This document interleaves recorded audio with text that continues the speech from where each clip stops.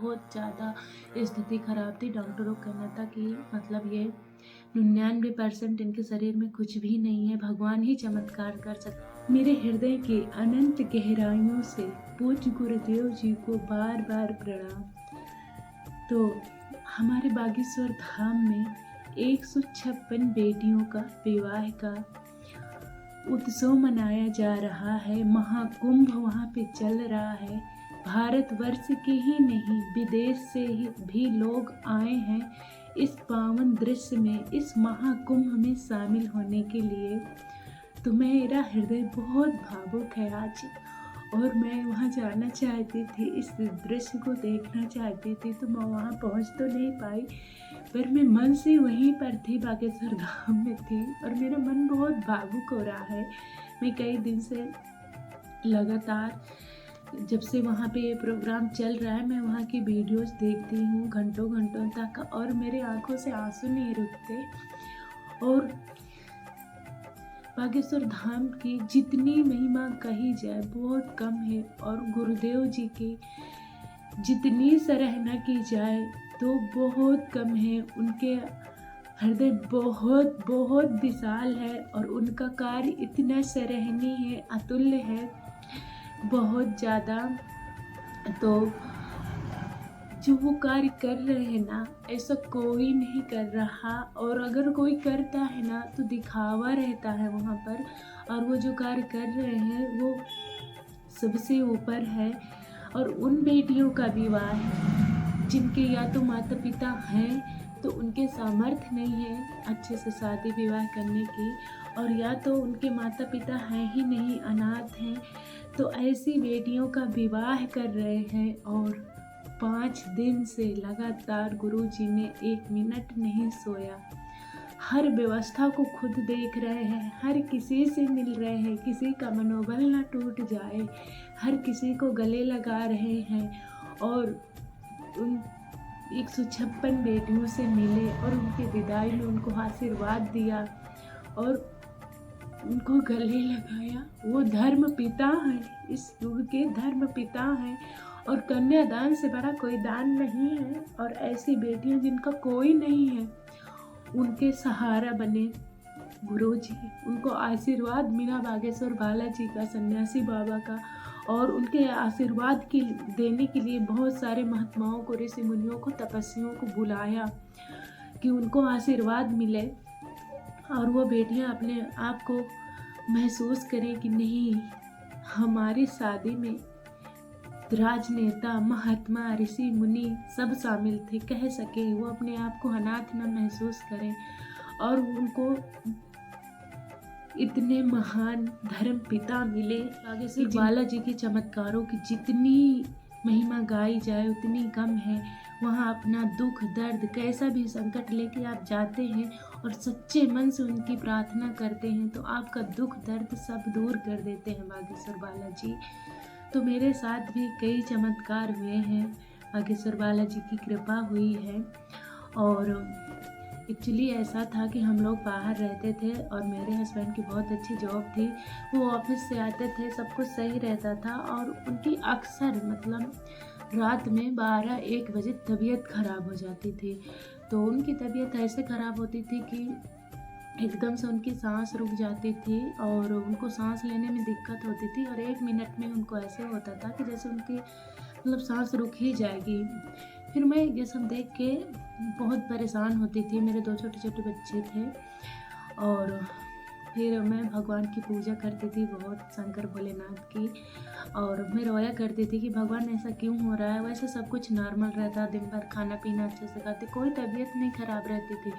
फिर एक दिन मेरे हस्बैंड ने अपने फ़ोन से मुझको वीडियो दिखाया बागेश्वर बालाजी का। उस दिन से मैं जुड़ गई धाम से, और उन्होंने मतलब जब मैंने देखा कि वहाँ पर्चा बनते हैं और वहाँ जो कोई जाता है उसके संकट दूर होते हैं, तो मैं मन से उसी क्षण से मतलब संकल्प लिया कि मैं भी धाम आऊँगी और मेरे कष्ट दूर हों। तो क्या हुआ कि इनकी तबीयत मतलब थोड़ा थोड़ा ठीक होने लगी और मैं हनुमान चालीसा करने लगी। पहले नहीं करती थी क्योंकि ऐसा बताया जाता था कि औरतों को पूजा हनुमान जी की नहीं की जाती है, तो नहीं करते थे।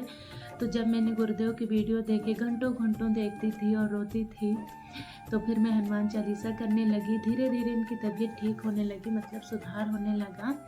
फिर उसके बाद क्या हुआ कि एक मोड़ आया कि मतलब हमारे लाइफ में कि एकदम से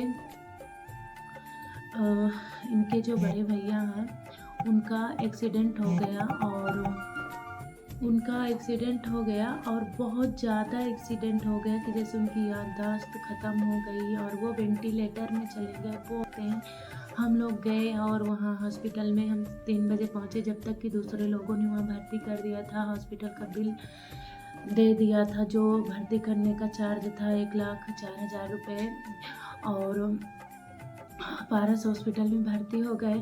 फिर क्या हुआ कि हम लोग गए तो 11 बजे दिन में देखने को मिला, इसके पापा देखे।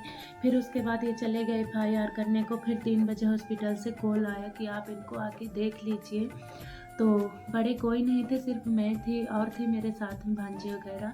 फिर मैं गई तो मैं डर भी रही थी कि शायद उनको होश आ गया होगा, और मैं सूट वगैरह पहनी थी। हमारे तरफ जेठ को बहुत पर्दा करते हैं, बात भी नहीं करते, तो मैं फिर भी जा रही थी। पर जब मैं वहाँ जाके पहुँची, देखी तो उनकी हालत और ख़राब थी और डॉक्टर बोले थे इनका ऑपरेशन जल्दी से जल्दी कराओ और 6 लाख रुपए का इंतज़ाम करना पड़ेगा।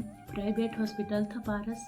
तो फिर मैंने उसी जगह पे खड़े होके मैं बालाजी का ध्यान करी और उनसे बोला कि प्रभु इनकी मतलब शरीर की रक्षा करो और हमें शरीर वापस दो किसी भी हाल में। इसके पहले क्योंकि हमारे घर में एक और घटना हो चुकी थी, तो ये सहने की हमें हिम्मत नहीं थी, और मैंने अपने घर में कॉल किया कि हनुमान चालीसा करो, नारियल बांध के रख दो एक। तो मेरी नंद ने ऐसा ही किया, और फिर हमें कोई रास्ता नहीं दिखाई दे रहा था क्योंकि उतना पैसा भी हमारे पास उस टाइम नहीं था। फिर हमारे चाचा ससुर गए हॉस्पिटल, उन्होंने कहा कि इनको सरकारी में ले चलें। फिर वहाँ से हमने डिस्चार्ज लिया किसी तरह, और बहुत स्थिति ख़राब थी, पल पल में एक मिनट में स्थिति ख़राब थी। फिर हम सरकारी में ले गए और राम मनोहर लोहिया में भर्ती हो गए, और उसके बाद उनका ऑपरेशन हुआ। ऑपरेशन सक्सेसफुल हुआ। बहुत बहुत चमत्कार हुए उनकी तबीयत में, जहाँ ऑपरेशन में डॉक्टर हमें ऑपरेशन करना पड़ेगा कि शायद भगवान ठीक कर दे। तो ऑपरेशन सक्सेसफुल हुआ, उनकी याददाश्त आ गई और आज वो बिल्कुल ठीक हैं। तो डॉक्टरों कहना, जैसे डॉक्टर अब देखते हैं ना, थोड़ा बहुत दवा चलती है, 5 महीने बाद नली वली निकलवाने गए और दवा उनकी चलती रही है 5-6 महीने तक। 1 महीने तो हॉस्पिटल में ही थे वेंटिलेटर में। तो डॉक्टर जैसे ही 5-6 महीने बाद देखे और वो चल रहे थे, तो डॉक्टर भी चमत्कार बोल रहे थे कि चमत्कार हुआ। और फिर उसके बाद हम बागेश्वर बालाजी के दर्शन करने गए, और अब मेरे हस्बैंड की भी तबीयत ठीक रहती, उनको वो दिक्कत नहीं होती कि जैसे 12 बजे रात में अचानक से तबीयत ख़राब हो जाए। और वहाँ की भभूति लाई थी मैं, वो भी मेरे हस्बैंड खाते हैं। तो जैसे बहुत से लोग जाते हैं आज के टाइम में और कहते हैं कि हमारे साथ चमत्कार नहीं हो रहा या हमारी तबीयत नहीं ठीक हो रही है, तो ऐसा बिल्कुल भी नहीं है। अगर आप नियम करोगे, प्याज लहसुन नहीं खाना पड़ता है, मांस मंदिरा नहीं खाना होता है, तामसिक भोजन नहीं करना होता बालाजी की सेवा में, हनुमान जी की सेवा में, तो अगर आप धाम से जुड़ रहे हैं, आप धाम जा रहे हैं, तो इन चीज़ों का बिल्कुल से त्याग ही कर दें। और एक मन में ये नहीं कि हम दिखावा के लिए जाए कि देखें हमारे संकट दूर होता है कि नहीं। हमारे अंदर एक आस्था और विश्वास होना चाहिए, किसी भी चीज़ के लिए एकदम अटूट आस्था विश्वास होना चाहिए कि नहीं, हम यहाँ जा रहे हैं और हमारा काम बनेगा, हमारा संकट दूर होगा। तो सच में आपके साथ चमत्कार होता है और आपके ऊपर कृपा होती है। और हनुमान जी नियम को पालने वाले देवता हैं, तो नियम जरूर करना चाहिए हमें, तभी पूरी कृपा मिल पाती है। और तो मैं जल्दी से जल्दी फिर से जाना चाहती हूँ बागेश्वर धाम के दर्शन करने, और मैं गुरुदेव जी के दर्शन करना चाहती हूँ। बहुत दिन से मेरी इच्छा है, एक बार मैं उनको देखना चाहती हूँ, उनसे दर्शन करना चाहती हूँ। और आपका पर्चा बने या ना बने, आपकी अर्जी लगे ना लगे, आप घर से उनकी अर्जी लगा सकते हैं और आप वहाँ धाम में जाइए, पेशी करिए, तो आपके काम बनने लगते हैं। ये है बागेश्वर धाम की महिमा, ये है बागेश्वर धाम के चमत्कार।